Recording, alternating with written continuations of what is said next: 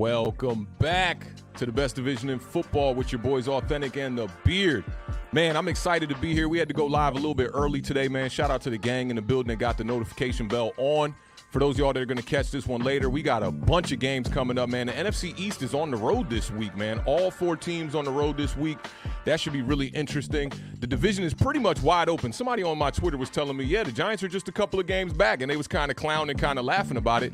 You know, outside of the Eagles being 5-0, maybe our New York Giants got a chance here. We don't know. We'll see what's going on here, sitting here with just one victory on the season, and the Commanders got 2 victories. Shout out to everybody who tuned into the first Bleacher Report stream that I did just yesterday, man. Shout out to the Bleacher Report gang. They definitely held me down on the back end of the stream and whatnot. It's really great to be able to share what we do over here on Awthentik and the Beard on their platform as well. It was super cool to chop it up with some new people and some new faces. And as far as the New York Giants go, man, it's Tyrod Taylor time. This is kind of crazy. It's Tyrod Taylor time. You know, if you've been a fan of Awthentik and the Beard, you knew back when we signed Tyrod Taylor, I thought there was a chance this kid might be able to get on the field if Daniel Jones played a little bit of rough football. And Daniel Jones had one of his best years to date. So we finally get to see that here. Unfortunately, it's because of an injury to Daniel Jones with the neck injury coming up again. Things are looking really sketchy in New York.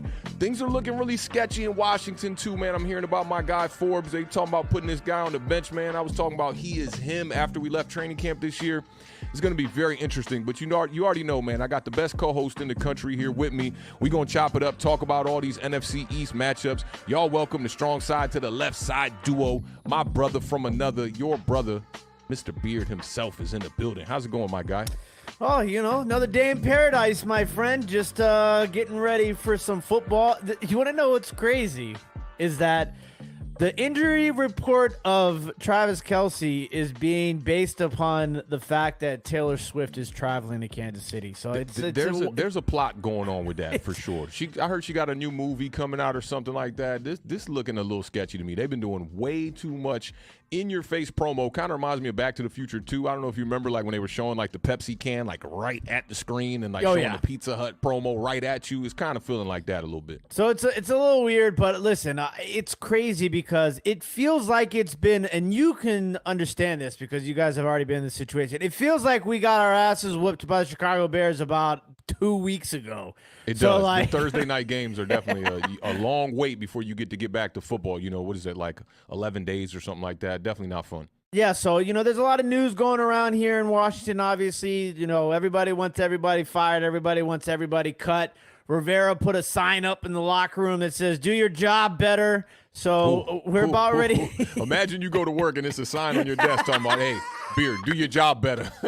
Shout out to the graphics department. I see that sign in my head every time I see you. So I just, you know, we're always raising the bar here at Awthentik and the Beard. It's what we do here. So big shout out to everybody in the chat, everybody who's watching us across all the platforms. That's Facebook, Twitch, Twitter, and of course right here on YouTube. Don't forget to hit that thumbs up. We appreciate all the love and all the support. We got a lot of football to talk about, so we're going to get right into it. Oh, yes, and before I forget, sorry. Rest in peace to my Baltimore Orioles season. We got swept. It's a wrap. We went through the entire year, 162-game season, and didn't get swept once. And then go into the playoffs and get swept. We ran into a buzzsaw, so shout out to my Baltimore Orioles, young team. I ain't heard that buzzsaw in a long time. That gang, right? I ain't heard that one in a minute. Oh, my God. It's been a while. We might have to bring that back. I think we do got to bring that back. All right, let's start off with this first matchup, man. We'll talk about the Eagles taking on the Jets. They're going to travel to MetLife one time.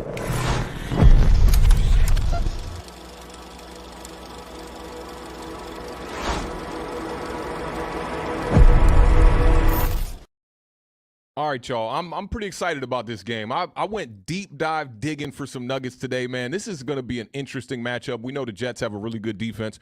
They're sitting at a surprising 2-3 with Aaron Rodgers, who was knocked out in the first game, 4 plays in. The Eagles are still undefeated. Kickoff for this one is at 4:25 on Fox. The last meeting, the Eagles beat the Jets 33-18. That was in 2021. Last week, the Eagles beat the Rams 23-14. The Jets beat the Broncos 31-21. The Eagles improved to 5-0 for the 4th time in franchise history. They did it in 1981, 2004, and now this is 2 times with Jalen Hurts now, 2022 and 2023 as well. This nugget right here literally had me, like, baffled right here. And let me just get this turned up just a little bit here. The Eagles, believe it or not, have never lost to the Jets, ever. Okay, they are 12-0 against the Jets all time here.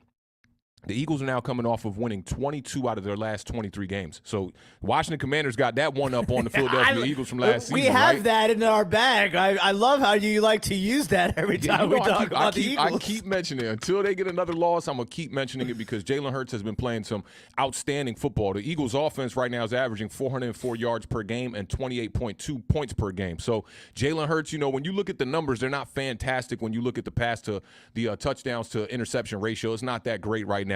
But he had his 5th career game with 300 or more passing yards and 50 or more rushing yards. That's the 3rd most all-time by any quarterback. Hurts is the 3rd quarterback with 30 or more rushing touchdowns in his first 4 seasons. He only joins Cam Newton and Josh Allen. With the win versus the Jets on Sunday, Hurts will become the 3rd quarterback since 1970 to win at least 12 consecutive road starts, joining 2 Hall of Famers. One of them's a future Hall of Famer. You want to take a guess at that? Tom Brady? That's one of them. Okay, and so the other one's an old OG Hall of Famer. OG Hall of Famer, yep. I'm going to go, let's go with good old Cool Joe Montana. 2 for 2. Shout out to the beard one time. That's what I'm talking about. I swear to God, we did not plan that, man. No, Shout out to the beard one time. That was really good. Hurts numbers passing, 6 touchdowns on the year, 4 interceptions. But the surrounding cast around Hurts, and a lot of Giants fans, I see y'all are definitely up in arms about the Philadelphia Eagles weaponry and whatnot. I remember my man Rob was talking about it today in the Spaces, comparing it to like a Maserati and a Prius or something like that. But DeAndre Swift, man, he's been having a really good year as well. 108 scrimmage yards last week, 6 receptions for 70, and he had 70 rushing yards, 38 receiving. Swift is going for his 5th straight game with 75 or more scrimmage yards. A.J. Brown been tearing it up, man. And I always go back to this tweet. I haven't called this person out and pulled the receipt out quite yet, but they said that A.J. Brown, when he got traded over to the Philadelphia Eagles, he was not an elite wide receiver. Well, the numbers beg to differ. He ranks 4th in the NFL right now with 541 receiving yards, and he has at least 125 receiving yards in each of his past 3 games. Now, with 125 receiving yards on Sunday, A.J. Brown can become the 3rd player in Super Bowl era to record at least 125 receiving yards in 4 of his team's first 6 games of the season. Brown can also become the 5th player since 2000 to total at least 125 receiving yards in 4 consecutive games. You want to take a guess at who these other names are? I'll give you, let me see, it's 1, 2, 3, 4 other names, 4 great wide receivers who have done this. You want to try and take a guess? I'll tell you this too. 1, 2, 2 of them are in the NFC, 2 of them are in the AFC. And they're playing right now. One of them is playing right now. All of them did it after 2000. Okay, so I'm going to go Devontae Adams. I'm going to go Negative. Randy Moss. Negative. So no to both? No to both. Yep. I'll give you 2 more chances, and I'll give them to you.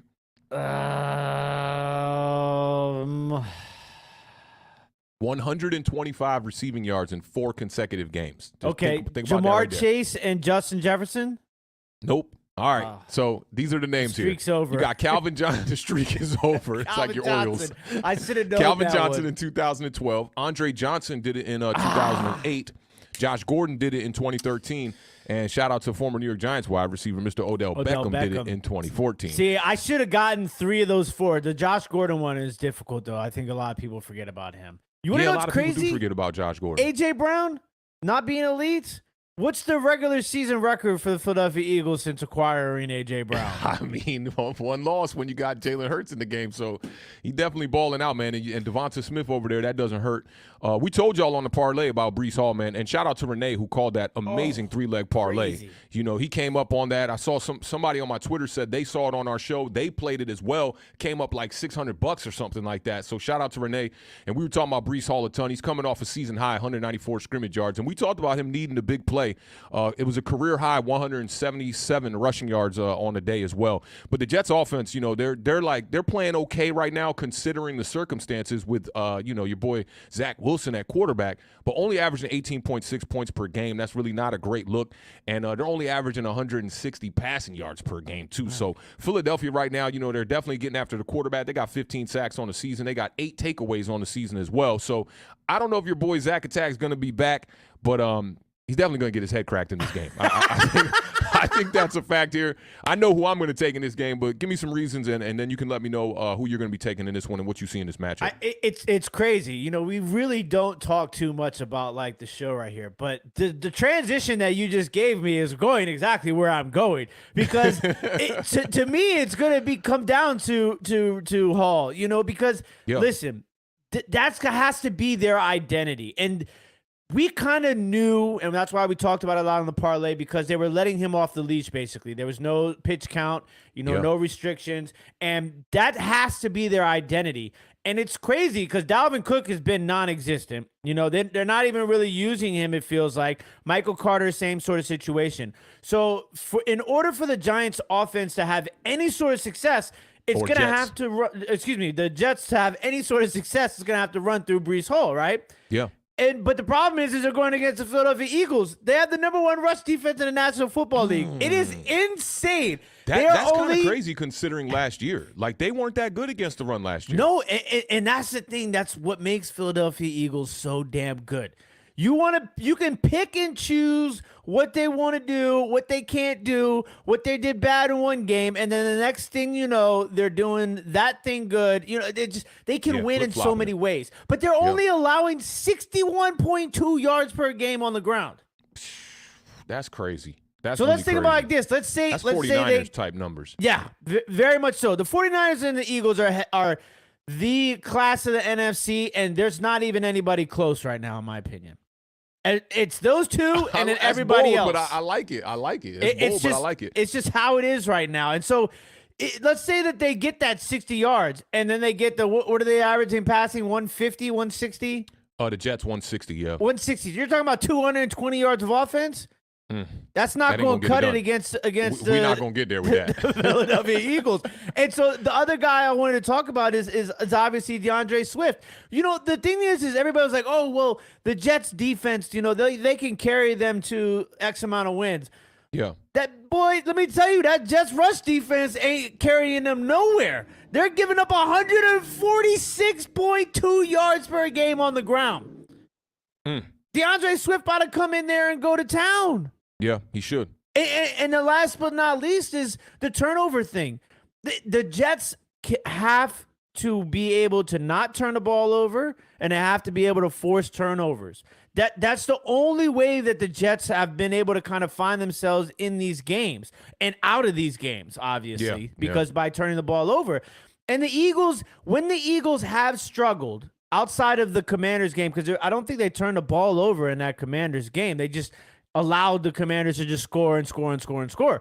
But outside of that game, when the Eagles find themselves in trouble over this stretch of, 22 games, winning 21 out of 22 games, it's been when they have turned the ball over. So the Jets are going to have to find a way to force some turnovers. I mean, all that being said, like, ideally, these are the things that would happen if the Jets won. Do I think that they're going to happen? Absolutely not. I'm going to take the Philadelphia Eagles to win this game by a final score of 27-13. I think you're being kind of generous on that score there. You would hope that the Jets kind of force the Eagles into an ugly kind of a game. The Jets are extremely fortunate that they won that first game against the Buffalo Bills primetime. I mean, they just don't seem like they're a team that could compete with a caliber squad like the Buffalo Bills. Now, the Eagles have, been able to play down the competition, similar to the Bills have done. You saw that in London. You saw that week 1 against the Jets. But there's no way I can take Zach Wilson and the Jets here. I think they're going to put up a good fight. They're probably going to look better. That's the one thing I will say about the Jets and Robert Saleh, what they've been doing over there.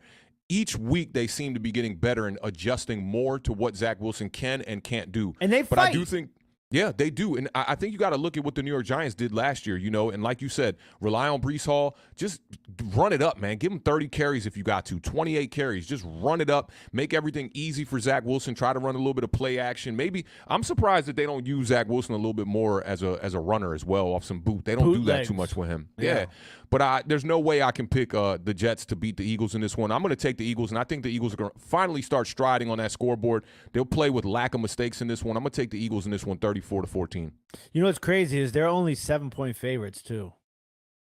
That's wild. A lot of the lines this week were a little interesting to me. Y'all line was interesting to me, too. I think y'all are a better team than y'all record says, but you've been playing some tough competition. Here comes a little stretch here, though. A little bit easier. Maybe we said that about Chicago, too, though. And that really was not an easy game. Throw it all out the window. Yeah, that's facts.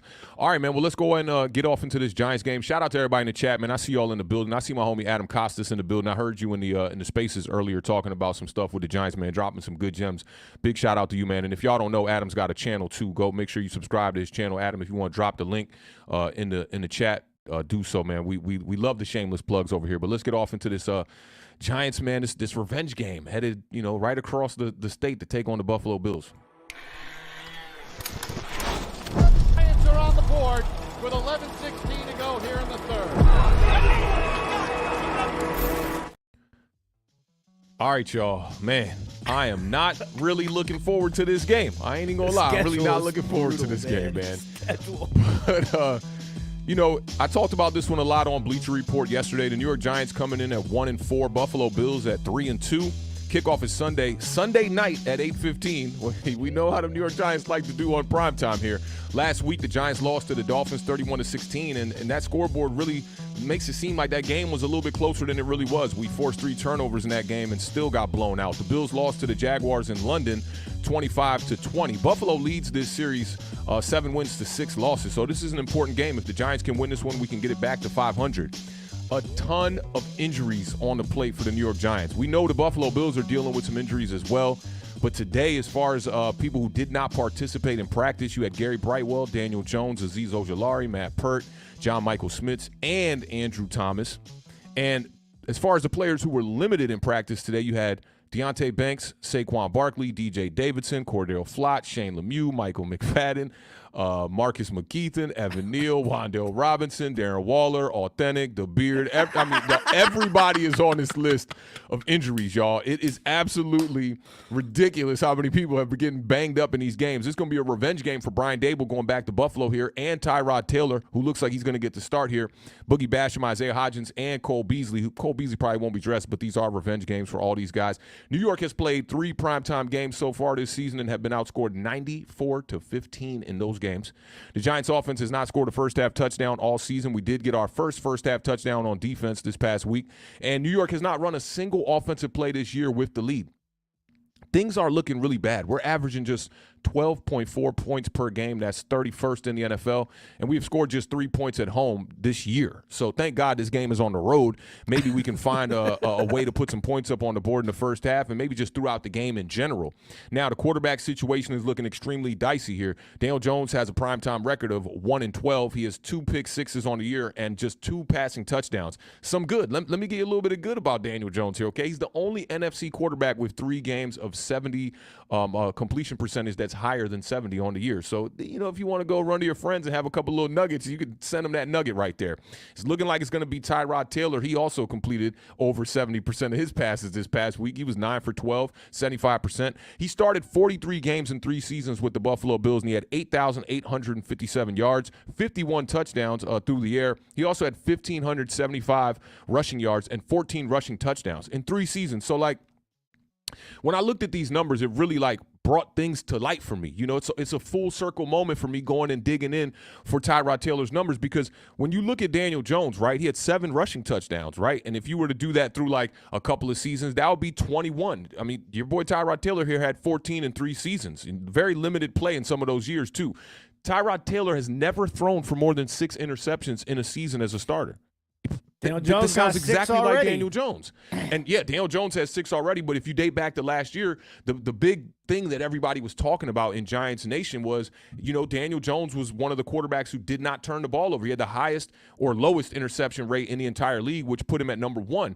But if you look at Brian Dable and you look at what he did with Tyrod Taylor in Buffalo, never having over 6 interceptions, and Tyrod Taylor was a Pro Bowl quarterback the year that the Buffalo Bills made the playoffs, it's starting to kind of make sense here. And I'm not trying to knock on Daniel Jones here, but Brian Dable knows what he's doing with these quarterbacks, and I think that's why you're seeing a guy this year throwing the clipboard, being extremely frustrated, because he knows that within his system, quarterbacks should not turn the ball over.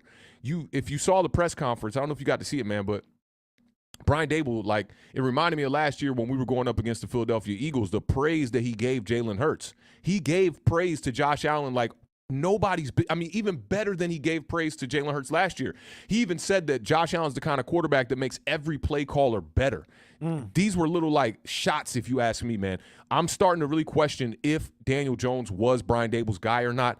I don't know what went on, but we do know that that contract went down to the wire, and supposedly he made a call to John Mara, and then boom, you got $40 million a year. So Daniel Jones being the 5th highest paid player in the league as far as average for the year this year is kind of ridiculous, you know? And we're looking at a guy like Tyrod Taylor, or you're looking at a guy like Gardner Minshew, or a guy who could have so many serviceable quarterbacks that could have came in here and gave you 2 touchdowns and 6 interceptions. Now, Tyrod Taylor coming into this game, you know, he was only sacked 1 time last week. He was under pressure on a ton of his snaps. I believe it was 10 of the 14 or 13 dropbacks. He was under pressure, right? But he only got sacked 1 time. So I do think that Tyrod Taylor gives you a little bit of, you know, you kind of called it mobility when we were talking off air, but I would say it's just a little bit of agility, and escapability is a good word as well. It's very different than what Daniel Jones does. Daniel Jones, though, when he gets out of the pocket, he has potential to make the bigger play. I think Daniel Jones is the faster quarterback. Undoubtedly, definitely the faster quarterback here. But Tyrod can maneuver and create a little bit more time in the pocket. Now, I think Tyrod's going to need his weapons. That's going to be very important in this game. Saquon Barkley, he was limited in practice, but I'm hoping we could get him back because maybe we can see a little something here with Tyrod Taylor, Saquon Barkley, and Darren Waller. And Daniel Jones did a good job last week of targeting Darren Waller a ton. You know, Darren Waller, he led the team with 8 receptions and 86 yards in week 5. Those were both season highs. And Waller has 6 or more receptions and 75 yards in 2 of his last 3 road games this season. So you got to get Darren Waller involved. I want to see Wan'Dale Robinson involved. He's going for his 3rd game in a row with at least 5 or more receptions. Get these guys involved. Saquon Barkley had 135 yards from scrimmage and a rushing touchdown in the last meeting versus the Buffalo Bills. That was he had 107 yards rushing in that matchup as well. And you look at the 2 games that Saquon got to play this year, you know, it's 77.5 scrimmage yards per game. You know, 2 touchdowns, 1 through the air and 1 on the ground. So if we can just find a way to be able to just like surround Tyrod with some of these weapons, because we know what's going on up front with this offensive line. It's looking pretty pathetic right now. The New York Giants are down to like their 3rd string offensive lineman here, you know, across the board. You bring in this center, he's a rookie, he got hurt. Your left tackle's out with a hamstring injury. Now you just plugging and playing whoever you can bring out here. They signed Justin Pugh to the practice squad. I'd be surprised if we see him in this game. So expect more of what you saw on Sunday against the Miami Dolphins. Now, defensively, you know, last week we allowed over 500 yards combined, which is, you know, it's like 524 yards. You cannot have that. But I do think that the defense did a good job playing bend, don't break. And there's a couple of players that I'm particularly impressed with. You know, Bobby O, he led the Giants last week with 10 tackles, and he had his 1st interception of the season. I want to say it was his 4th of his career. He's looking for his 3rd game in a row with at least 10 tackles and 1 pass breakup. So he's been doing exactly, you know how they said last year Daniel Jones is doing what he's been asked to do? That's exactly what Bobby O's been doing. You're seeing him step up in the running game. He's holding it down, but it's more to it than stopping the run than just your linebackers. The guys on the outside are struggling. Kayvon Thibodeau, yeah, he's getting after the quarterback and whatnot. He's one of few people on this Giants defense that's getting after the quarterback. But when it comes to these outside zone running schemes, Kayvon Thibodeau is struggling. And that goes for the whole front in general. Dexter Lawrence has been seeing a lot more double coverage or a lot more, you know, double teams and being blocked more. So he's kind of been quiet this year, but I don't think it's him regressing or anything like that. I think his team's just smartening up. I also like what I saw out of Isaiah Simmons. He had a season-high 9 tackles in week 5. Very quietly. I saw that stat today, and I was like, wow, that's very interesting. And another guy, Jason Pinnock, and I tweeted this out before we went live. When people are talking about the building blocks for the New York Giants moving forward, because the trade deadline's coming up here October 31st, there's some players are probably going to be out of here. Jason Pinnock is a guy that I think you can use as a foundation to build upon.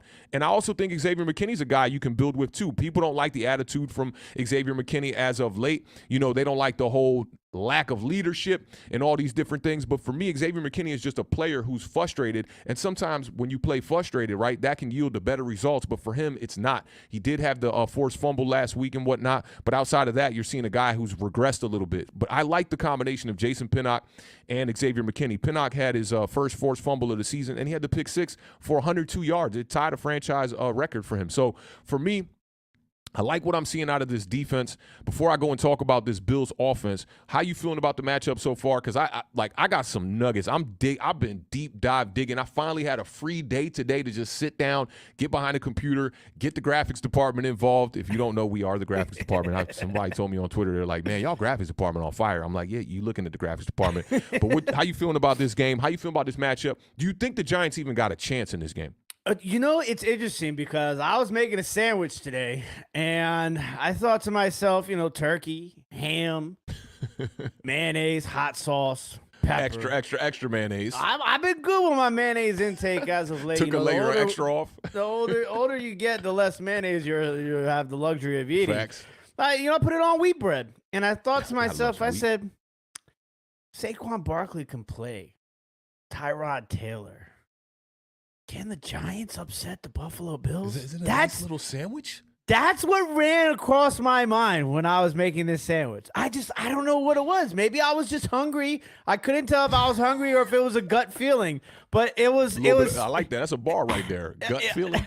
It was one of those things. So I that's in the back of my mind. I'm going to be monitoring that. That's the first question I asked Awthentik when we got on backstage today. I said, I need to know about Awthentik. I mean, not Awthentik. I need to know about Saquon Barkley because Awthentik said you did. Awthentik said neither one of us practiced today. So it's the Saquon Barkley situation is what's weighing on my mind heavily right now because I think that when you're playing against these offenses, and we talk about it all the time, because it makes sense. The best defense a team could have, a struggling team can have, is a good running game.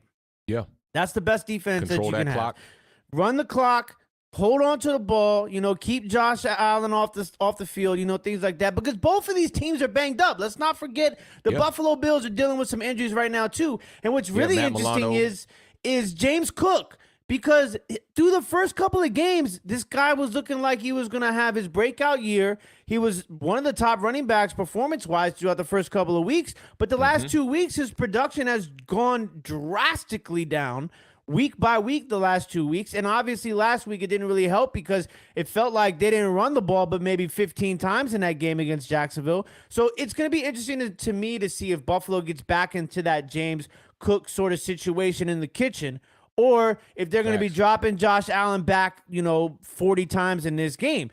Now, you talked about Kayvon Thibodeau. I think Kayvon Thibodeau is going to be really important in this game. And I talk about this because we did play Buffalo already. And one of the biggest things is... Sort of. Yeah. I don't think y'all showed up for that game. Oh, we deserve that, okay?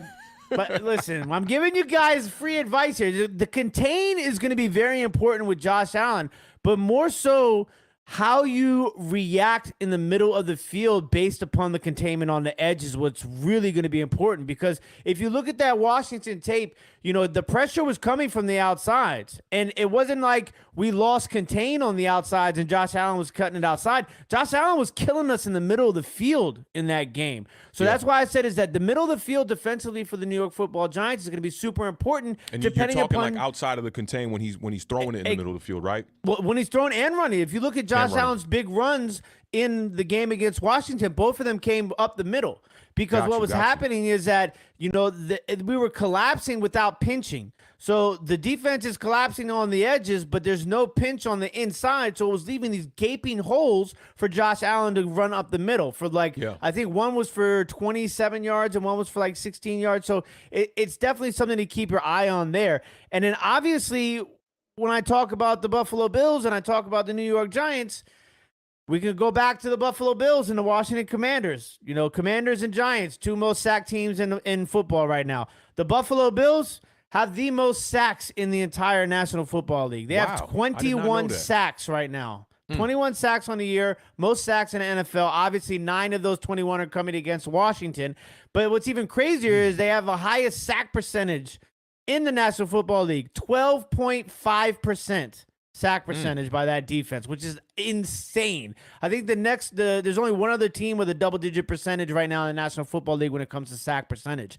But the other thing is when I go back and I look at, the Saquon Barkley sort of situation, even if Saquon Barkley can't play, and I know Gary Brightwell is banged up too, so Breida and Gray going to have to find a way to run the rock because Eric Gray had a decent day last week, too. And a lot of people like the way he runs. Yeah, so, he's not fast. He's not really shifty, but he gets downhill. He knows how to get the yards. Because that's one of the holes in this Buffalo defense. They're allowing the 8th most rushing yards per game in the National Football League. They're giving up 134 yards per game right now. So the opportunity is there if you can find a way to maneuver it. And I think the best thing for an offensive line that's struggling in pass blocking is to be able to run the ball, because that's what gets the gears going. Yeah, it's just a known fact. But the one thing is we could talk about a hole like that. Buffalo's defense is still only allowing 16 points per game. So the Giants are going to have to find a way to score. Just squash my dreams, yeah? Yeah, I got to give you a little bit of everything. And unfortunately, a lot of bit of one thing. I like what you were saying about James Cook, because it seems like Buffalo thrives when James Cook has big games. He basically has 100 yards in 2 games, and out of those 2 games, they won 2 out of the 3. He had 98 yards versus y'all, then he had 123 versus the Raiders. It makes for easy cooking for Josh Allen, and you know what you're going to get out of Stephon Diggs and Josh Allen. Diggs got 5 touchdowns on the year. Allen is tied for second in passing touchdowns right now, and I talked about this on Bleacher Report. This was extremely surprising to me. Josh Allen has 11 touchdowns right now, along with Tua, Justin Fields, and Russell Wilson. Yeah. Russell, when we get to that matchup later, I got a couple nuggets for Russell Wilson as well. He's like, it's weird. It like looks like he's playing bad football, but statistically his stats look pretty damn good so far this year. You can see the difference with Sean Payton. As far as getting pressure on the quarterback too, I think a lot of that's going to have to do with Thibodeau. I don't know how Wink Martindale is teaching Thibodeau how to try to stop the run, but like, I would just allow linebackers to just fill that gap. For the most part, it just seems like teams are running right at the B and the C gap, right towards Kayvon Thibodeau. I would just get upfield, play contain, let the linebackers fill that hole and try to make the tackle there, because when he just stands up and he's getting stood up by left tackles, he's kind of trying to pick a lane, he's not having success doing that. But he does have 4 out of the New York Giants 5 sacks on the year. Our defense is allowing 151 rushing yards per game. That's 30th in the NFL right now. So I am worried about the James Cook matchup, and I'm worried about their pass rush getting after us as well too, because the New York Giants right now are second worst in the NFL. We've been pressured on 46% of our dropbacks. So definitely got to find a way to protect Tyrod Taylor. And I do think it's going to be easier to protect Tyrod than it is to protect Daniel Jones. You saw a couple plays against the Miami Dolphins when he was out there sneaking his way, man, and just making his way out. Like, you just see Tyrod's a lot smaller stature than Daniel Jones is. So when these linemen get around him, you almost lose him in the pile. And then you just see, number 2 just popping out and getting some yards and whatnot. So I'm looking forward to seeing how this matchup plays out, because I'm excited to see Tyrod Taylor. I'm not going to lie. Like, when you have a team that's struggling the way the New York Giants are struggling right now, sometimes change is good, because then you can really see. This reminds me of when Mike Glennon and Jake Fromm came in that one year, right? It was like I was kind of begging to see just what another quarterback would look like in this system. And I got some answers when we saw Mike Glennon and Jake Fromm go out there. It was pathetic. So we know Tyrod Taylor's a more than capable backup. This is why they signed him, to elevate the backup position in New York. So I am looking forward to seeing him out there. Just a couple little other nuggets I want to talk about too here is, the lack of the tight end usage with the Buffalo Bills thus far. Dawson Knox right now only has 1 touchdown on the year, and we know he was a fantasy killer for a while there. And Dalton Kincaid only has 17 receptions with no touchdowns on the year. But the Buffalo Bills offense is definitely churning right now. They're putting out 390 total yards per game. That's 4th in the NFL. And when it comes to scoring, they're the 3rd best scoring team in the NFL, putting up 31.8 points a game. So, I just want to see this too, because going back to the offense a little bit, right? Tyrod Taylor in the preseason, when we saw Jalen Hyatt first get in the end zone, he caught that touchdown. He squatted in front of the whole world. That was from Tyrod Taylor.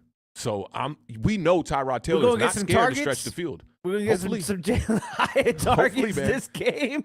Hopefully, man. I heard this kid come into space today, and he was just like, man, the Giants wasted a draft pick on Jalen Hyatt. And I understood what he was saying, right? Like, it's not that they wasted the draft pick, but it's just that the quarterback and whatever's going on with the scheme, they're not throwing my guy the ball. We have weapons out here, man, and this team looks like it's worse than the team from last year. And you brought in guys like Waller, Paris Campbell, Jalen Hyatt to upgrade this offense. And Darius Slayton has been extremely quiet too. The connection from him and Daniel Jones has not panned out this year either. For me in this game, man, this is what I would like to see. And I'm going to know right off the bat when I see the first drive of the game from the New York Giants offense. If Tyrod Taylor can go down there and score a touchdown in the first quarter or the first half, I'm going to know what's up. And I think the Giants will be able to hang in this game. I have not picked the Giants to win a game since week 2. Rightfully so. I mean, it is not a good feeling. It's just not a good feeling when you just walk into these games with really absolutely no hope. But we got to get on the scoreboard early. I think that'll give us a shot. And then you got to hope some things just go, your way. You got to hope some things go wrong like for the Buffalo Bills here, because if you look at the game in London against the Jacksonville Jaguars, they couldn't get going in that first half. That was one of their biggest struggles. They had 11 penalties for over 100 yards in London. That's the kind of stuff that the Giants are going to need in this game. And you got to find a way to put pressure on Josh Allen. And then, I'm praying to God that Saquon Barkley can come back for this game. I think it'll be a statement type of game for Saquon because you know what they're going to do. Backup quarterback. If Saquon's out there, they're going to rely on him. I'd expect them to get 20 attempts in this game. And on the flip side of that, you got to stop James Cook, man. You got to stop the run. A lot of people was talking about this game at the beginning of the year as one of the ones, I think that we could beat the Buffalo Bills. A lot of people were saying that. I was like, huh? I think the Jets showed you the formula, right? The Jaguars showed you the formula a little bit. I think the game's going to be closer than people think. But I can't pick the Giants. I really can't pick them. Man, if we came into this game with any bit of steam, if we were looking like how your Commanders are looking right now, I would pick the Giants to win this game because although Buffalo's offense has been churning this year, right? You saw the lulls from them in 2 games this year. And their losses, they look like an average ball club. And then they're dealing with all these injuries. They got injuries in the secondary. Tre'Davious White. They got Matt Milano is out. I forget the other D tackle that they got that's out. Edmonds is out too. Trayvon Edmonds is out too. He got traded, though. Edmonds went to I want to say Edmonds is in Chicago. I want to say he's in Chicago. I'm thinking about the it's another D tackle, that defensive end that they got that's out. I can't remember his name. He's a baller, though. He's out as well. So they're dealing with injuries throughout that secondary, man. Like, they're dealing with a ton of injuries. So if the Giants just had anything going, but we don't got a first-half touchdown, man. Like, I can't pick this team to go out there with a backup quarterback and beat the Buffalo Bills, who is a team that I think is really great at overcoming adversity. So I just can't do it. I'm going to pick the Buffalo Bills in this one. I do think it's going to be a little bit closer than people expect, but it wouldn't surprise me at the same time if it's a blowout. I'm going to take the Buffalo Bills in this one. I'm going to say we're going to be down by over a field goal in the end. I'm going to go 24-18 Buffalo Bills. I'm going to go out on a limb here. I got a very bold prediction. Okay? New York Football Giants are going to score an offensive touchdown in the first half. Okay, I like that. I like that. I like that. It's a semi-bold prediction. I mean, for the Giants, it's bold. But I mean, you got to score a first-half touchdown on offense at some point, man. This is week 6. This is week 6, man, and we're not one of the teams that had a bye. This is week 6, man. You got to get on that scoreboard early, man. This is a problem right now. I also do think it's going to be a little bit closer, and I think my score is edging a little bit more towards the hope that Barkley plays. But I'm going to go Buffalo Bills 24, New York Giants 13. All right, so we both like the Bills for 24 points. It could get ugly. It could definitely get ugly. We saw it against y'all. It could easily be 40-0 all over again. 1,000%. Let's not get it twisted. Beat y'all. They scored 33 points, and then y'all scored a field goal with 40 seconds left in the game to show a little respect, I guess, and ended that game 33-3. So it can get really, really, really extremely ugly. I'm just hoping that the Giants rally around Tyrod Taylor. I really am hoping that, hasn't had an opportunity for real here since he's been here in New York. And when he did get on the field, you saw he got concussed in that one game. But I like how he took the shot when he came in. He came in the game. He said, I'm going to go for a big shot down the field, and I'm going to go for a big run. Got nothing to lose, man. And I think Tyrod's 35 years old now, so, you want to put some good tape out there. Maybe you got a couple more years left on your, in your career where you can be a backup, or who knows? You never know what can happen in the NFL, man. Quarterbacks get hurt and injured all the time. No, never know. Hey. And go ahead. I was going to say, we were big shout out to a guy we were talking about earlier. Mr. Renee is in the building with the $5 super chat. What's up, brother? We were talking about you earlier. My guy says, felt good to hit that parlay last week. I bet it did, my guy. Yes, bro. Thursday night football is always tough. Absolutely, 1,000%. But he's going to go ahead and drop another gem for you guys. 3-leg, same game parlay. He wants Jerick McKinnon anytime touchdown. Ooh, that's Jordan McLaughlin, anytime touchdown. Kansas City minus 10.5. This is going to be a plus 1,700 bet.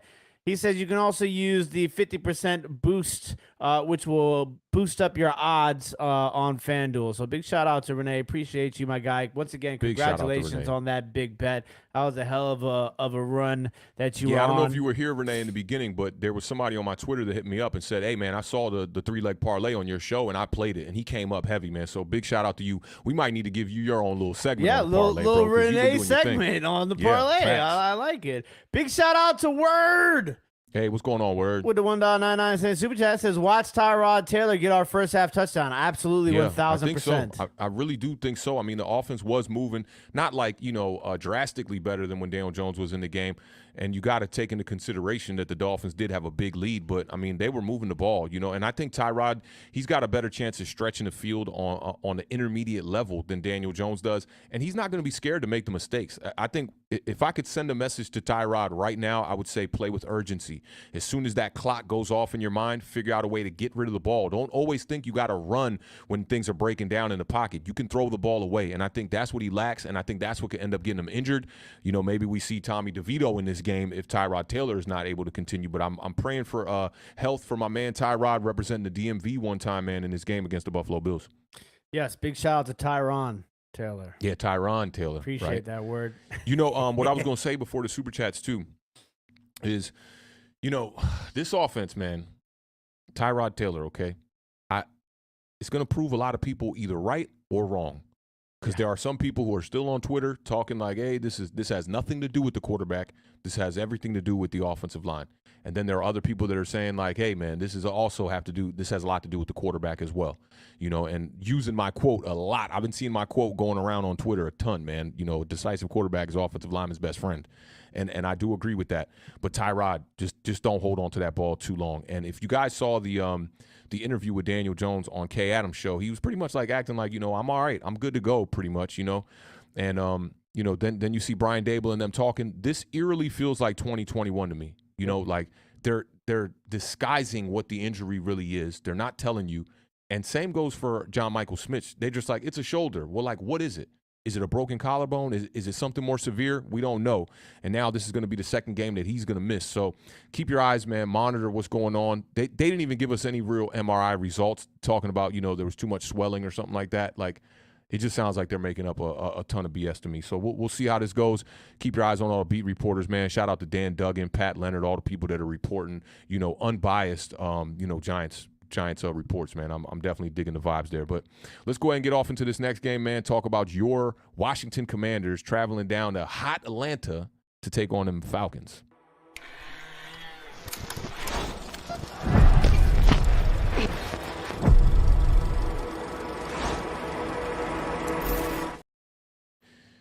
All right, Mr. Beard, we get to talk about your Washington Commanders. Everybody down in D.C. about these Washington Commanders now. You still got 2 victories. They're acting like y'all season is pretty much over, but that's definitely not the case, man. You're acting like you're 0-5. I mean, the New York Giants should be 0-5 right now. Kickoff for this one is Sunday at 1 p.m. Eastern Standard Time on CBS. Commanders are 2-3. Falcons are surprising 3-2. Opening line had the Falcons by 2.5. I understand the Falcons got 3 wins on the year, but man, I just don't think the Falcons are a better team than the Commanders right now. But I like that 2.5. I might not go against Vegas odds here. Last week, the Bears beat the brakes off the Commanders. Shout out my guy Justin Fields having 2 back-to-back major games with 4 touchdowns. They beat the Commanders 40-20, and the Falcons squeaked out a victory against C.J. Stroud and those Texans 21-19. The last meeting was one of the most frustrating times for me in 2022, and it didn't even have anything to do with my New York Giants outside the fact that the Washington Commanders were trying to make a playoff push, and Arthur Smith decided to throw the ball from the 2-yard line, and Marcus Mariota ended up having the ball batted down and intercepted, and the Falcons ended up losing that game to the Commanders 19-13. That one really, really messed with my nerves, man. I don't know if you remember that. When we came here after that week, I was so upset about that loss because the Falcons had victory right there in their hands. Atlanta and Washington are playing each other for the 3rd time. 3 seasons straight, man. Like, dog, y'all played on Thursday night against the Chicago Bears on the exact same week. Yeah. And now y'all playing the Atlanta Falcons for the 3rd consecutive time. I'm not digging that right now. Falcons offense was definitely moving last week. Desmond Ridder, man, he had a career day. 25 of 37, that's 75%. 329 yards, a touchdown, no interceptions, and the boy got in the end zone on the ground. Very surprising. Falcons did not allow not 1 sack to the Houston Texans. And listen, man, my man Mark Schlereth was breaking down the Houston Texans defensive line and showing you how to contain. And my God, their defensive line, I don't know what DeMeco Ryans is doing over there. That defensive line is ferocious, bro. They know how to step up and contain. I think the New York Giants need to take a page out of their book for certain here. Now, Bijan, he only had 46 rushing yards last week versus Houston. He did have a receiving touchdown, so he found his way in the end zone again. That's his second receiving touchdown of the year, and I think he has one rushing touchdown a week before that. He finally got his first rushing touchdown. He's tied for second right now among running backs with 21 receptions on the year. And I start digging into these numbers, man, and these are very surprising for me. Like, you know, you got Kyle Pitts over there, who they're kind of using more like a wide receiver, I guess. But Jonnu Smith, in his last 2 games, combined for 12 receptions, 162 yards. He has no touchdowns on the year, but you wouldn't think that Jonnu Smith is getting the workload He's over their there leading over receiver. Kyle Pitts. It makes no sense. Well, him being the leading receiver kind of makes sense because Ritter has been struggling outside of this game last week. But, like, I just don't understand how he's getting more volume than Kyle Pitts is. Drake London, he set a season high with 78 receiving yards last week. And Kyle Pitts, he's still getting a little bit of workload here. He set a season high with 7 receptions and 87 yards last week. So they kind of using both of these players. You know, maybe that offense can get clicking. They got a lot of young talent over there. We had Drake London in our sit-em section for a couple of weeks straight there. Seems to be getting things on track after that game in London. You know, no pun intended, but that's definitely what's happening here. Commanders offense, Sam Howell was coming off a career high, 37 completions. I mean, y'all threw the ball 50-plus times last week, completely abandoned the run. Straight, 50-plus throws 55 straight. throws in a row last week. I don't understand what's going on with Eric Bieniemy. He's playing a game of Madden. I don't know if you ever played me in Madden, Beard, but, like, that's how I do. I don't run the ball in Madden. I straight up throw the ball every down. I pick the 4 verticals play every time I get to the line. I see the coverage. I just adjust, make the audibles necessary. Daniel Jones, if you're listening, you might need to take a page out of Awthentik's book here one time. Now, Antonio Gibson, you know, former wide receiver in college, he was effective in the pass game last week, had a season high 64 yards receiving. And Terry McLaurin, dating back to his last game, which was last year against the Atlanta Falcons, my man had 6 receptions for 123 yards and 2 touchdowns. So I look for him to be a key focus for the Commanders offense in this game. We've seen times, and this is not just an Eric Bieniemy thing. This is a Washington Commanders thing where Terry McLaurin just goes quiet. They just abandoned him, you know. And this Falcons defense, man, they're coming into this game tied for last in the NFL with 5 sacks. So I know Sam Howell is breathing a sigh of relief, you know, entering this game. The kid leads the NFL right now with 29 sacks. He's been sacked 29 times. Daniel Jones right behind him at 28. So I know he's definitely looking forward to this matchup against the Atlanta Falcons. And revenge game for Taylor Heineke, who might be on the bench, obviously, for the entire game. But it is a revenge game. How you feeling about this one, man? We going right to a roadmap, or what we doing here? You got a couple little nuggets? What you thinking? Let's just go right to the roadmap because it's all gone to hell in a handbag. You sounded like a New York Giants fan. Let's get right to that roadmap, man. I'm gonna switch it up, get in the shotgun seat right here, and let the beard take the driver. Yeah, you're getting on the freeway. What? No, turn right. Go down to the lane. No. Okay, get in position. Just get the lane.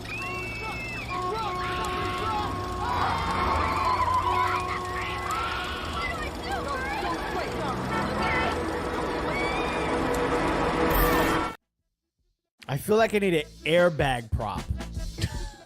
Like just a big airbag right here in front of my face because we've crashed. I don't even know how this car is still moving down the road right now at this point. We are in Ford Ranger mode right now, like old school 88 style. Ford Ranger. Let's get it. On the route. It's killing me on the route. Yes, it's killing me right now, okay? You want to know, like, I have a problem with my car battery right now, okay? And I feel like that's what happens with, you know, the Commanders. Like, I get up early in the morning, I make my wife a latte, I go outside to take her to the metro station and go, and I'm like, damn. Yeah. The more you do that, the less you hear. Them GGs start turning into click, click, click. God damn. I got to go pop the trunk and grab the charger out of the car and give my car a jump start. That's what's happened to the Washington Commanders right now. They cannot get out the gates fast. And the problem is that against good teams, an okay team, which I think the Commanders, I don't think the Commanders are a bad team, okay? We're an okay team. Let's clarify that good thing, though. Are y'all a good team? No, we're an okay team. We're right below good, okay? Above bad, below good. We're an okay team. So the first thing on the roadmap is get the roadmap, okay? Just get the roadmap. Just get the roadmap, okay? I need you to have the coordinates in the GPS before we get into the car, okay? Yeah. Before we get into the car, because we got to start fast. Offensively and defensively, okay? You can't just come out the gate and allow Desmond Ridder to throw two 40-yard bombs to wide open wide receivers, and then you can't go an entire first half scoring 3 points, okay? You got to start fast. So that means first possession offensively, you got to score a touchdown. First possession defensively, I need a 3-and-out or a turnover. Oh, damn. That's it. That's all I'm asking for you to get this thing started. Okay. We're just getting on the road now, okay? After that, I need to see some consistency because the inconsistencies are killing me here.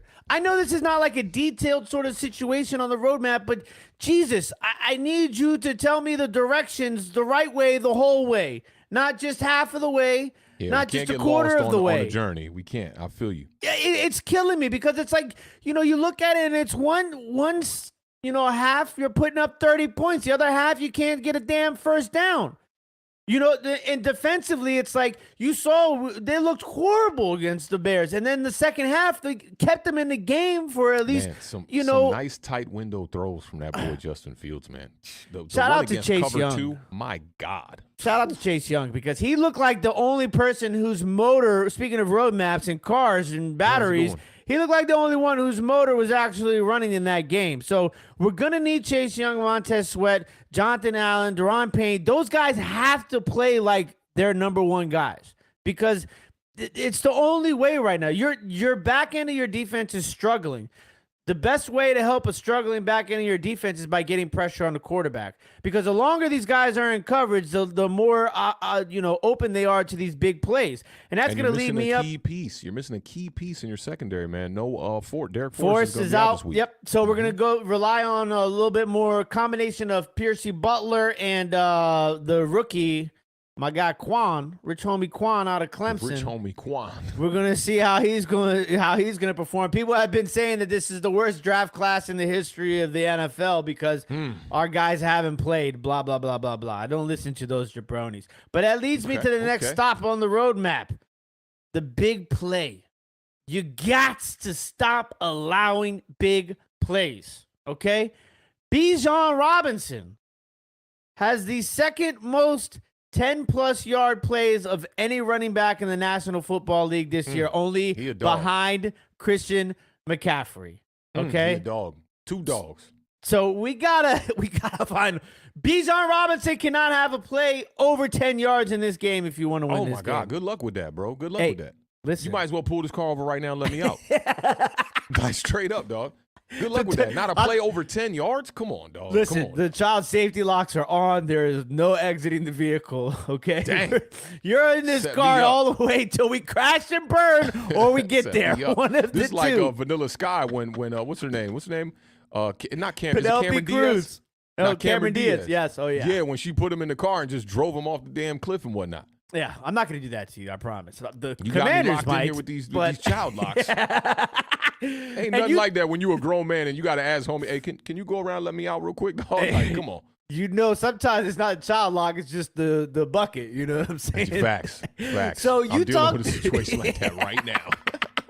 You talked about the Atlanta Falcons having the least amount of sacks in the National Football League with 5. Okay, there's a damn good chance they get 5 this game. Let's just be perfectly honest, okay? But we're going to have to hold them to 0. I don't want Sam Howell to get sacked. Sam, I don't want you to get sacked, so do your part. Offensive line, I don't want Sam to get sacked, so do your part. Work together cohesively as a unit, okay? And that's going to require them to run the damn ball. Brian Robinson's averaging over 4 yards a carry at Torrington this season. Like, give the guy the damn rock, okay? They got to have some balance. The problem is y'all defense has not been keeping y'all in games. Very true. That's been the biggest problem. But you know me. I don't care if you're down 21 points. I still want to see you run the damn ball. 17, I give you. You know I can't give you that 21. I need a 60-40. Second half, too? Second half? Second half. Down 21 in the second half? Down 21 in the second half. Run the rock, okay? Sheesh. 60-40 split is what I'm looking for here, okay? 60 passing, 40 running. I'll be okay with that. All right? And then last but certainly not least, third downs have been abysmal. I mean, listen, I saw the Chicago Bears get two third and sevens on run plays, for Christ's sake. So listen. Yeah. They were running that trap, that little draw trap to the left side. They were killing y'all with that. Killing it with us. So listen, third downs, I'm going to need you to win a third down battle offensively and defensively. If you can find a way to accumulate all of these things together, you should be able to do what you need to do to get back on track to win this football game. That's what I see. I see a win. I picked us to lose last week, right? No, I didn't. I picked us to win. You did. You picked the win against the Chicago Bears. Half of the world picked us to win last week. We're going against the Chicago Bears. I'm going to pick Washington to win this game. And I'm going to pick Washington to win this game by a final score of 24-20. That's where I'm at.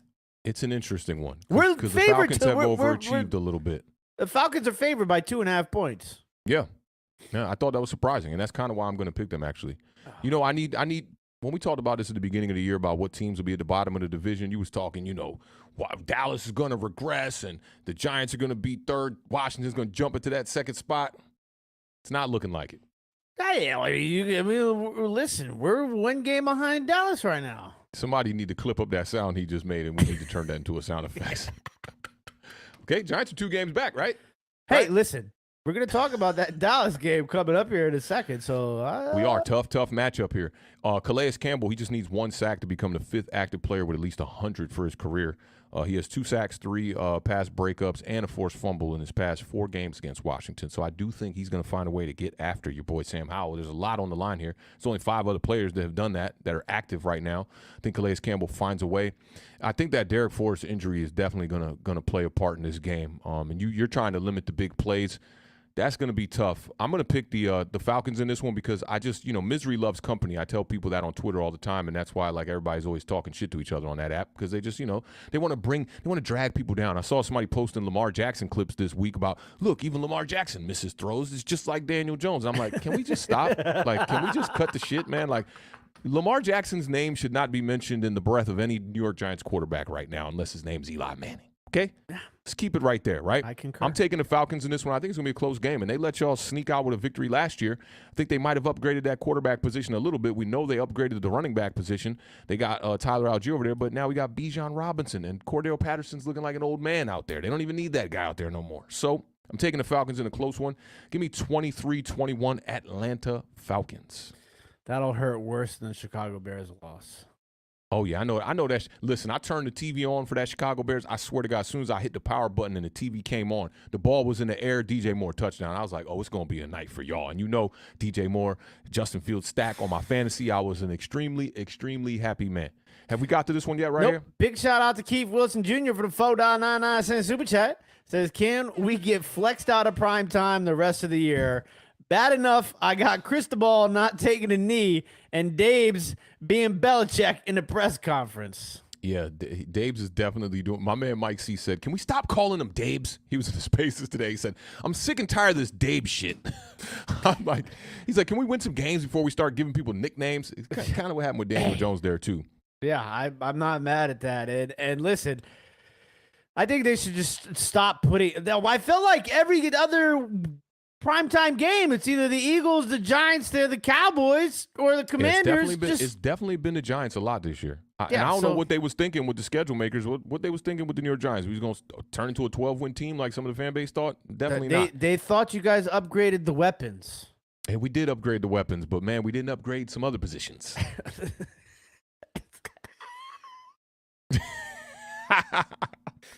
Stan, I'm going to need you to chop that one up. Well, who knows?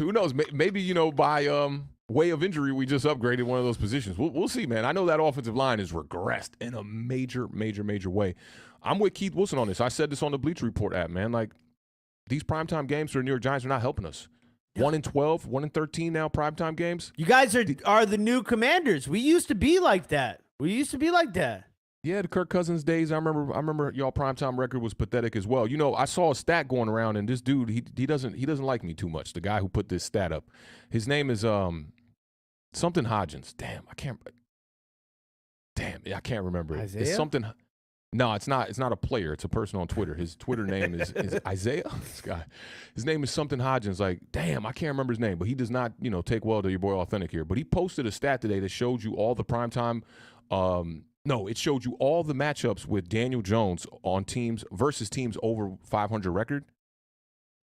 The whole Brian Dable era had not won a game against a team with a record over 500. The whole Pat Shurmur era had never won a game against a team with a record over 500. The only time he beat teams with records over 500 was during the Joe Judge and Jason Garrett eras, where he had 5 total wins in that era.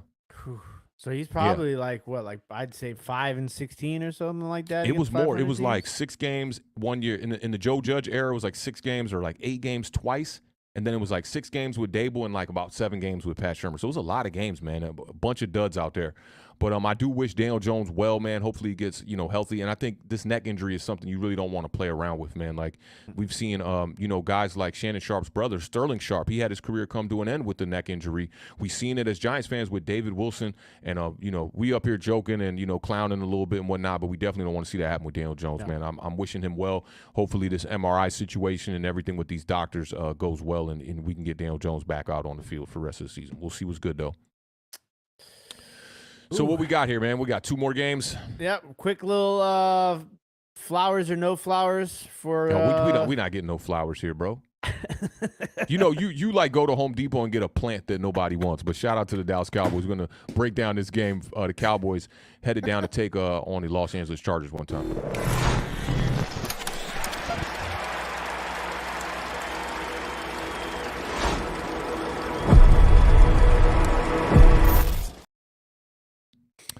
All right, man. I got some pretty good nuggets for the Dallas Cowboys fans out there, man. It hasn't been that great for y'all the last couple of weeks here. I mean, you lost the game to the Arizona Cardinals. Good God, that was bad enough.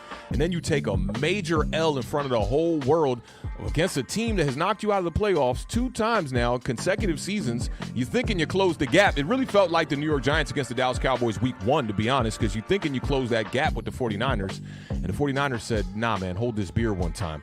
Now, last meeting between these 2 teams, the Cowboys and the Chargers, the Cowboys beat the Chargers 20-17. That was just last year. Squeaked out a victory here. This one is going to be Monday night, 8:15. Another primetime game for your boy Dak Prescott. His record in primetime is not quite as bad as some of these other guys we're talking about. Cowboys coming to this game 3-2. Chargers are 2-2. They just had a bye last week. Cowboys got blown out 42-10 by the San Francisco 49ers. Dallas leads this series with 7 wins to 5 losses. But the Chargers have won 3 out of the last 4 matchups. You might get Austin Eckler back in this game. Might make a return here. It's going to be a beautiful thing for our fantasy owners out there. In Eckler's last appearance, he had 164 scrimmage yards, 117 on the ground. That was versus Miami in week 1. Eckler has 4 rushing touchdowns in his last 3 primetime games, and Eckler has 300. This nugget right here, I got to fade the music on this nugget because this nugget right here was – this go to show you what I was talking about, last year and a little bit entering this year as well. When I said Austin Eckler's a glorified running back, he's a wide receiver. This guy's not a running back. This guy's out here getting receptions. He's got 393 receptions in 90 games. He can become the 4th fastest running back to reach 400 receptions. I wish I had the list of the other running backs who have gotten to that amount of receptions, 400, that quickly in under 100 games. Dak Prescott now, I got some good numbers for you Dallas Cowboys fans. I brought some nuggets here, and I brought some flowers for sure. A big bouquet of them. Dak Prescott, 4-1. With 14 total touchdowns. He's got 2 on the ground, 2 interceptions in 5 Monday Night Football appearances. That is a great thing for Cowboys fans trying to get a bounce-back victory here. He's had at least 2 or more touchdown passes in every Monday night appearance he's ever played in. Prescott has a 79.6 completion percentage in 2 career games versus the Chargers. He's 43 of 54 in those 2 games. So he's taking care of the ball. He's completing at a high clip here. You hope that Dak Prescott can get back on track here. I've seen people on Twitter like completely just losing faith in Dak Prescott. And there are times when quarterbacks fall off a cliff. We've seen this in the past for sure. I don't quite know if Dak Prescott is falling off a cliff here. I don't know what's going on with that offense. As soon as I saw Tony Pollard fumble last week, I was like, oh, man, this is going to be a nightmare game for the Dallas Cowboys. You already started off very slow with a 3-and-out on the first drive, and then you see Tony Pollard fumble. That doesn't yield well for the Cowboys. Now, CeeDee Lamb He's gotten it going, too, in primetime games and on Monday Night Football. He had 8 receptions for 81 yards last week. Lamb has 60 or more receiving yards in 5 of his past 6 primetime games. He's aiming for his 4th in a row on Monday Night Football. So, CeeDee Lamb, you got to get him involved early and often in this game. Like, I'm not one of these, like, hater fans. I know people get invested in, like, the rivalries and whatnot, but when it hasn't been a rivalry, what I look like coming up here as a New York Giants fan trying to shit on the Dallas Cowboys when Dak Prescott is 11-0 in his last 11 matchups against the New York Giants. He's 11-2 career against the Giants. He only lost his first 2 games against the Giants as a rookie. So I can't even come up here and like try to treat Dallas like, man, I want to see y'all lose. I can't even look at it like that, right? It's just not in my nature to do that. So I don't care what these teams do outside of playing against my team. I want to take care of business when we play the Dallas Cowboys.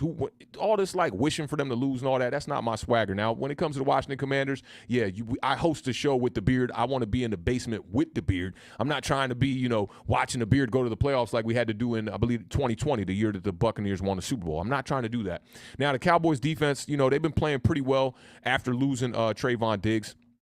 DeMarcus Lawrence, man, I want to see him really get it revved up here. We know what DeMarcus Lawrence is capable of. He has 10 sacks in 6 career Monday Night Football games. That's damn near 2 a Monday Night Football game.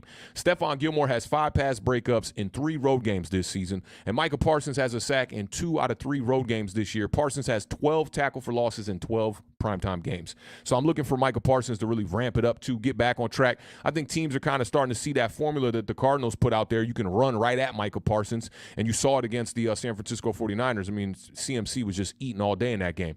Now, I got to talk about the other offense here just a little bit before I pass this one to the Beard. They got a quarterback over there. He's really damn good. He's got a quarterback. A real last quarterback. Year, a lot of, New York Giants fans and content creators are like, I see them on Twitter talking about, Daniel Jones, if he was in the situation as Justin Herbert, he'd be even a better quarterback. And I can't fall for that right now.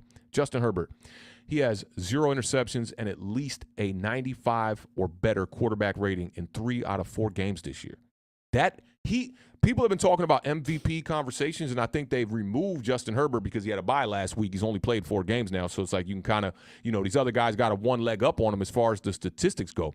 He also rushed for a career-high 2 touchdowns in Week 4 before the bye against the Raiders. He was 31 of 41 for 338 yards in the last meeting versus Dallas, and they lost that game by 3 points. They couldn't get in the end zone. I don't know if you remember that when they were struggling in the red zone heavy that day. And Herbert on Monday Night Football is 3-1, 7 touchdowns, 2 interceptions. A lot of that has to do with Keenan Allen. He's a great wide receiver over there, an aging wide receiver, but the productivity has definitely been increasing as we go along here for Keenan Allen. He's looking for his 3rd straight game with over 100 yards versus Dallas. So he's been a problem for Dallas. They're missing their top cornerback, but they did bring in Stephon Gilmore. And looking at some of these numbers for the Chargers defense, and then I'll pass this one to you here. I was floored by some of these numbers. I thought I was looking at some typos, man, because I didn't get a chance. As I'm moving here, my eye has not been on football as much outside of the New York Giants in the NFC East. But some of these numbers were just completely shocking to me. Khalil Mack, he had 6 sacks last week or the week before, tied for 2nd most in a single game with Derek Thomas. Mack also had a sack in 5 of his last 6 Monday Night Football appearances. Khalil Mack just had a career high. So he also had 2 forced fumbles in that same game versus the Raiders. And Bosa also has a sack in 3 out of his 4 Monday Night Football appearances. Joey Bosa has a sack in 2 of his 3 games this season. So, they're getting after the quarterback. This is exactly why Brandon Staley was brought over there to the Chargers, because he brought the philosophy coming from the Rams. The personnel didn't quite line up. So when they saw, the chance to bring in Khalil Mack, it was a no-brainer. And is there a better name for a defensive football player than Mack? No, Khalil return Mack. of the sack, return of the Mac, however you want to do it. When you see that Mac on the back of the jersey, that reminds me of the program, right? I can't remember what his first name was. Alvin Mack. That's what a linebacker's supposed to look like, man. And you got Bosa over there, Joey Bosa, who's just a nightmare for quarterbacks. Joey Bosa kind of reminds me of homie from the Raiders, Max Crosby. Max Crosby, who looked damn good. He looked damn good the other night. He did, man. He definitely looked good, and that was a good bounce-back victory for the Raiders. But, I do think that this defense of the Chargers is going to present a problem for Dak Prescott. This is not going to be an easy kind of bounce-back, rebound type of game for Dak Prescott in that offense, but I do think they're going to be up for the task. What's your thoughts on this matchup here after I just wrapped y'all up with a bunch of I gave y'all a whole bouquet of flowers where the Beard don't even got to give y'all none today. No, there's not going to be any. So I just want to let everybody know that I have not picked a Dallas Cowboys game incorrectly at all this entire season. Okay, I'm undefeated in my Dallas Cowboy picks. Not so that far. difficult. Not that difficult. I mean, you probably just went. You probably picked the spread. I'm lying, actually. I did pick the Cowboys to lose to beat the Cardinals. So yeah, you psyched yourself there a little too much. That entire intro. Okay, now this is the thing here with the Dallas Cowboys and the Los Angeles Chargers. I have been trying, I've been dropping little pedals like when somebody's getting married sort of situation as far as the flower situation goes. I didn't want to say that, but that was what I was insinuating, But I just don't like this matchup. That's what I think, that this is a nightmare matchup for the Dallas Cowboys, especially if Austin Eckler comes back. Let's not get it twisted either. Joshua Kelly's been performing pretty damn well at the running back position for the Los Angeles Chargers in the absence of Austin Eckler. But for me, I just don't. Nothing matches up here. We talked about Khalil Mack, Bosa. What happened to Brandon Cooks, by the way? What's up with Brandon Cooks? He's been quiet. I saw him out there on the waiver wire in my fantasy league. I dropped him. Why not? I said, why not? That was you that dropped him. I was like, man, why not? I don't know what's going on with Brandon Cooks. There is something wrong with this Dallas offense. I can't quite put my finger on it yet. It's not a gut sort of situation. There's just something that's off with this offense. And I think it has to go with, I'm a run first guy, obviously. I still believe that this offense should run through Tony Pollard, and catching the ball out the backfield too. Like, if you don't necessarily have to run it with Tony Pollard, 30 times a game. It has been, though. They were at the top of the league as far as rushing attempts entering last week. But it's the way that they're doing it, the balance of it within the game. You know what I'm saying? Like, and Dak they're talking about how Dak is, they're running this more of a true West Coast offense now without Kellen Moore, who, by the way, is going to look at every chance that he possibly can get to run the score up on the Dallas Cowboys. Okay. So it's a lot of these shorter passes. You're not seeing Dak in the Dallas Cowboys stretch the field at all. A lot of these shorter passes, which maybe is why Brandon Cooks hasn't, put up any big numbers, because we haven't seen him, stretch the ball down the field at all much this season. And then you look at CeeDee Lamb. I want to say CeeDee Lamb's under 50 yards in his last 3 or 4 games, right? I don't think so. Let me see. It's either under 50 yards or under 5 catches in his last 3 games. So, he's got 60 or more receiving yards in 5 of his last 6 primetime games. So I don't know about in this season. I'll get the numbers for you, but keep going. I'll get them for you. Yeah, and so there's something that's missing. O-line, Gregory brings up a good point. O-line could have a lot to do with it too.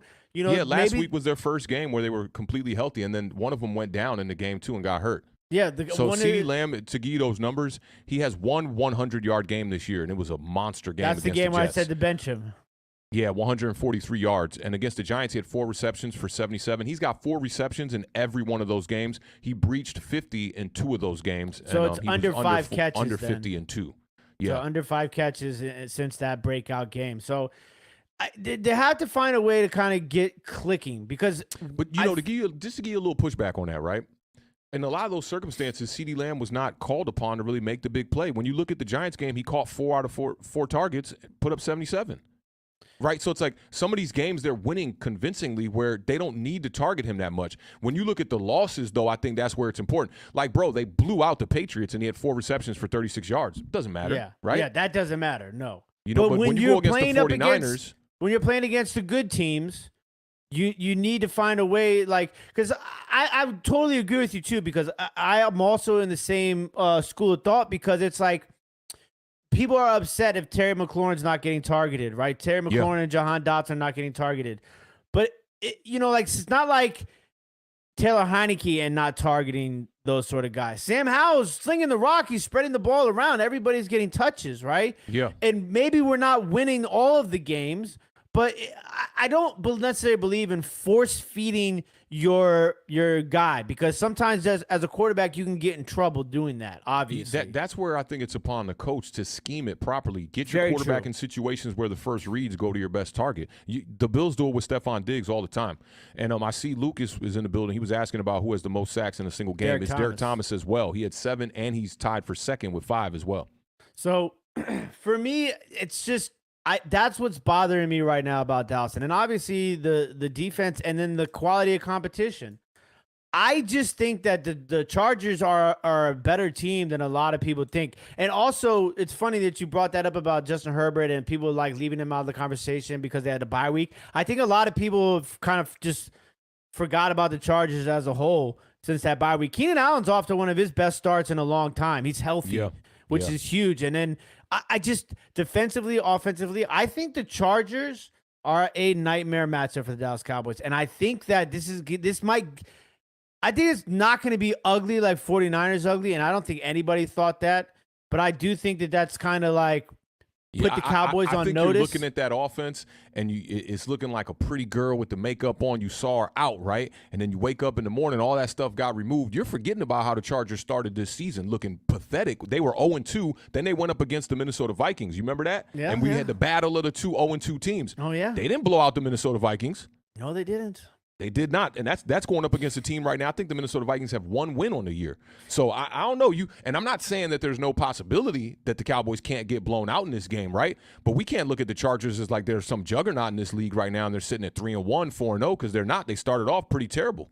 That very valid points. That's why I'm here. That's why I'm here, Cowboys fans, to give y'all a little bit of flowers. I will not I'm out argue. front with the hose right now, like water these flowers one time, dog.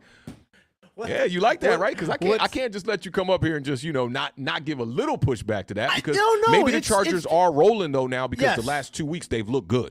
And this is the thing too is like for me it's like a sort of a perfect storm sort of situation. Yeah, they're clicking a little bit better. If they get Austin Eckler back defensively, they're playing better. Kellen Moore revenge game. Primetime game, Dallas coming off of a really disappointing performance.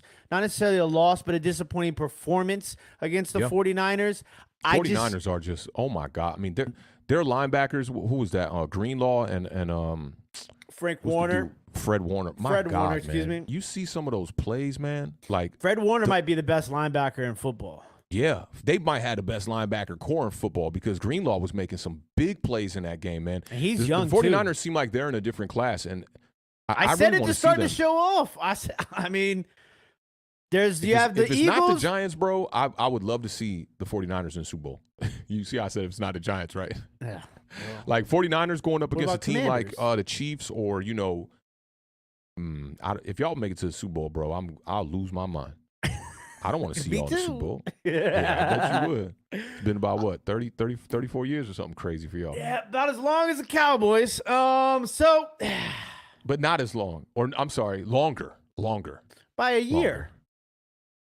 At least 2, because they won back-to-back in the 90s against the Buffalo Bills. Y'all have the first Super Bowl against the Buffalo Bills, remember? Yeah, okay. So, yeah. So it was 2 years. At least a good 3 years. Then it was the Giants, Cowboys.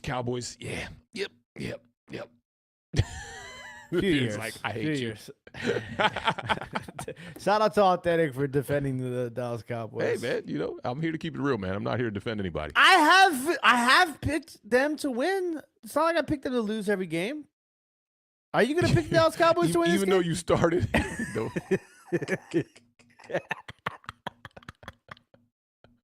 Even though the way you started this segment, I like that. I picked them to win some games. I like that. I like that a lot. I got Dallas losing this game 27-20. He's like, let me just give you all the damn score. Forget all this. 27-20. Let me see what the chat talking about here. Gregory says 28-17 for the Dallas Cowboys. Kind of like that score. I think it'll be a little bit closer than that. Shout out my man Rob Zero in the building. What's going on, fam? Hope all is well. Yeah, man, I always pick these games on the fly, right? That's my style. I like picking the games on the fly. I don't like predetermining before the show. I like to hear what you got to say, what kind of argument you might present, to maybe go against the Dallas Cowboys, and maybe I can agree with you on this one. I think I've laid down a pretty good argument today for the Los Angeles This will be 3 Chargers. straight? This will be 3 straight if they lose to the Chargers, right? No, because they beat the Patriots after the Oh, that's right. They blew out the Cardinals. Patriots after the Cardinals. Yeah. Okay, damn, that kind of gives me a little bit of leeway to lean towards the Chargers. I'm going to say the Chargers come out of this bye cold, and this will be the last time I pick the Dallas Cowboys up against a, capable opponent, because the Chargers are a team. Tier. Yeah, they're definitely upper echelon type of team that we should expect to see in the playoffs again this year. They had a slow start, like I talked about, 0-2 start, but they do seem to be getting things together. I did want to look at the Chargers' scores here real quick for the last couple of games. Yeah, I mean, dude, they lost to the Dolphins by 2 points opening day, right? Tough loss for sure. But then you lost to the Titans, man. Good teams aren't supposed to lose to the Titans. Good teams don't beat the Vikings by 4. And then they struggled against the Raiders, and they beat the Raiders by 7. The Chiefs just barely beat the Vikings. Yeah, I feel you, but it's the Chiefs. I ain't never worried about them. They do what they do, bro. You know what I'm saying? Travis Kelce getting back, ramping things up. The Chiefs going to do what they do. They're going to struggle a little bit late or a little bit early in the season, but late in the year, they know when to turn that. You know the Michael J. Fox, when he first started in Back to the Future, he walked in Doc's office, turned up that guitar amp with the dial knob, like, yeah, let's turn it up, man. Flew across the room, right? You know what I'm saying? Oh, yeah. Chargers aren't really one of those teams. They're not really like the Chiefs. I'm taking the Dallas Cowboys in a close one. I'm going to go 34-31 Dallas Cowboys. 34-31 Dallas Cowboys. That is a very realistic score, my friend. Yeah. You said you had the Chargers by like 2 scores, right? 27-13 or something? No, 27-20. Oh, 27-20. Okay, that's not too bad, actually. Because the Chargers' defense, I mean, they have been getting after the quarterback the last couple of weeks, but I'm not fearful of that defense if I'm a Dallas Cowboys fan. Yeah. We're going to have to wait and see. This is a good game, I think. We talked about this with the Cowboys and the 49ers, and I think we're going to talk about it again with the Cowboys and the Chargers. It's a good test game for both of these teams. Most definitely, man. And yeah, you know that we thought the same thing with the Vikings, the battle of the 0-2s, that whatever team came out on top in that game definitely was going to show you that they were better than their record says. This game is kind of like that, 2-2 versus 3-2 here. Cowboys don't want to fall to 500 here, man, and be trying to battle for a wild card spot. They need to keep up with the Philadelphia Eagles. Beard prediction of 8-9. Yeah, maybe. They're going through a tough, thick part of their schedule here. I got to look at the rest of their games because I know they got some tough matchups too. But when you play teams like San Francisco, you can't expect to get W's in all these games like that. Their other loss is just a kind of a fluky loss to the Arizona Cardinals. Yeah, because I had them at 4-1 through 5 weeks was what I had them at. And this is where I had them kind of, hitting a little kick after the 49ers. And there's been a lot of changeover Chargers. in the league. Some of these teams that we thought were going to be good aren't good. And, some of these teams that are bad are even worse than we thought they could possibly be, speaking for our two teams. But let's get off into this Thursday night matchup real quick, and then we'll get the folks up out of here. Salute to everybody that's in the building rocking with us a little bit earlier today at 5 o'clock. Appreciate y'all.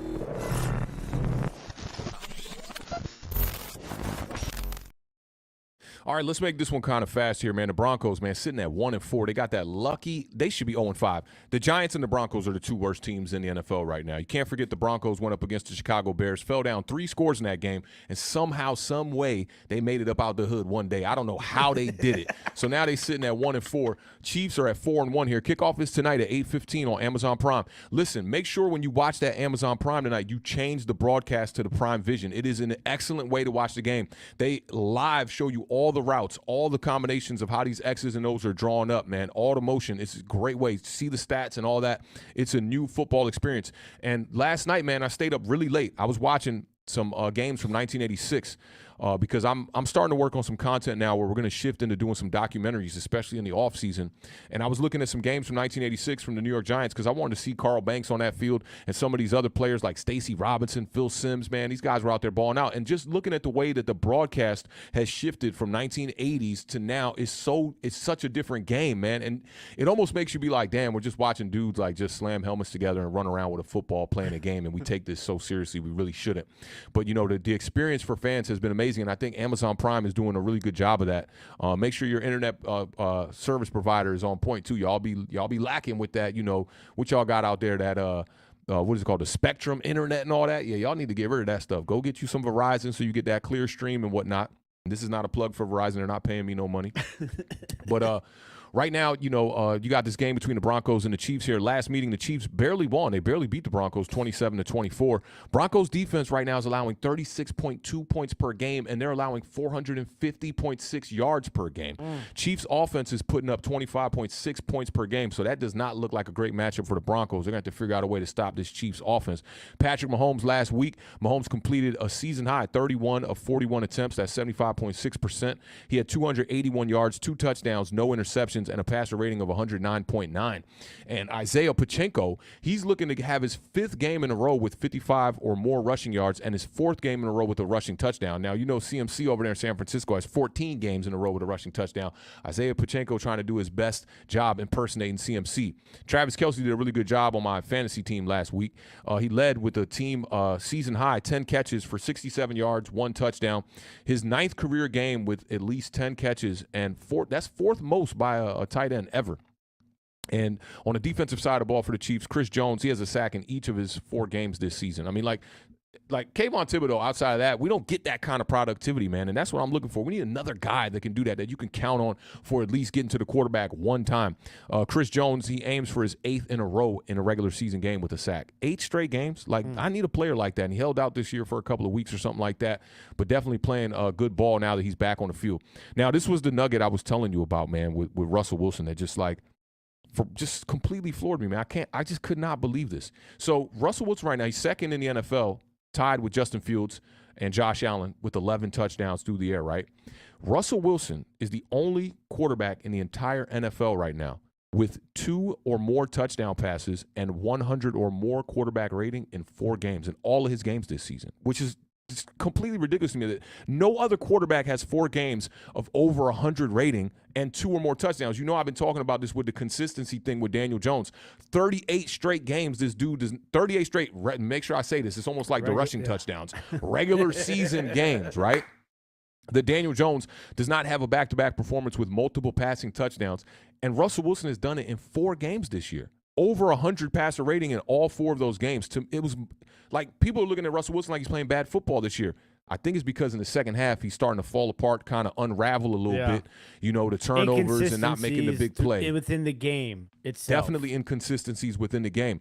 And they got back my Haitian Zoe brother, Jerry Jeudy, a couple weeks back. He led the team with a season-high 6 receptions for 50 yards in Week 5. He's looking to have his 4th in a row with 50 or more receiving yards. And he had 7 or more catches in both games versus Kansas City last season. So I'm looking to see Jerry Jeudy connect with Russell Wilson. I still don't think it's going to be enough, though. This Chiefs team, this is about right around the time of the year where they start ramping up, showing you who they really are, and they are who you thought they were. They're a Super Bowl contender, as they are every year that Patrick Mahomes laces up the cleats. I just think it's going to be too much. I'm going to take the Chiefs. If you're a Broncos fan, you would hope that the Thursday night football kind of ghost is in the way of Patrick Mahomes and Travis Kelce, and you can find a way to catch them slipping. I think they opened up the season on Thursday night against the Detroit Lions, and that was when they had the loss. So you hope to have a game like that. I'm going to take the Chiefs in this one to improve, to go to 5-1. I don't think it'll be that close. I think, Russell Wilson and that offense will probably get a couple garbage time touchdowns, but I got the Chiefs winning this one by 10. I'm going to say it's going to be 34-24 Kansas City. Isaac Pacheco goes over 70 yards rushing and a touchdown in this game. Give me the Kansas City Chiefs 31-17. I like it. Straight to the point, man. And it seems like with the Kansas City Chiefs, when Pacheco is going, it just makes things that much easier for your boy Patrick Mahomes. I think everyone in the whole entire fan base across the league, I don't care who you root for, you are a fan of Patrick Mahomes. I just like seeing that kid play high-caliber football. And, speaking of that, like when we get to the, draft season here coming up, you see how I'm already looking towards draft season here. Can't wait to see who gets this #1 pick and where Caleb Williams goes, because Caleb Williams gives me those vibes of a Patrick Mahomes. Improvisation, can extend the plays. I don't know if you saw the one, man, where he had some pressure up the left side. He did a little shuffle to his right to buy some time. It was only a 10-yard throw, but you just do not see quarterbacks making those kind of plays like that, man. So definitely, with the New York Giants struggling the way we have, I'm looking forward to the offseason, man. You know who they're playing this week, right? Who USC? Who's USC playing this week? I don't. Oh, they're playing your Notre Dame. Good luck, buddy. Good luck, buddy. Coming off a tough game last week where they had to eke out that victory against Arizona, man, and not a great performance by Caleb, but he did get in the end zone, I think, twice with his legs.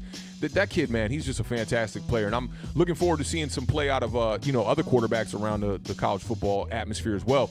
Michael Penix Jr., I think they were on a bye last week. They didn't play, so I'm looking forward to see him and my man Cameron Ward, man. Cameron Ward is out here doing They got upset last week, Washington State. Oh, yeah, they did.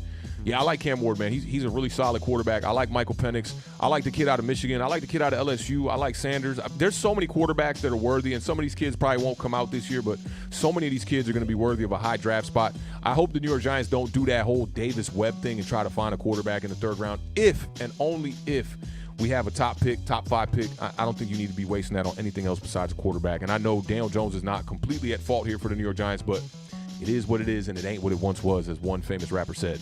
That famous rapper is Awthentik. Yes. Go check out some authentic.bandcamp.com. Beard, any last words before we get up out of here? Big shout out to everybody in the chat. We appreciate all the love and all the support. Once again, thank you guys for working with us while we do everything we possibly can to stay here and giving you guys content. Awthentik is putting in absolute insane work on his own situation with the move. So big shout out to Awthentik for, giving us time to get these streams done. Big shout out to Awthentik. Bleacher Report. That was major. Things. That was major. Big shout out to them. Big stream with Bad Dog too. So a lot of awesome stuff happening on the channel throughout all of this. But big thank you to the chat, to the people on Twitter, Facebook, Twitch, everywhere, because without you guys, we wouldn't be able to do what we do. So big shout out to you guys. And what a way to end the show. Our guy, Tutu,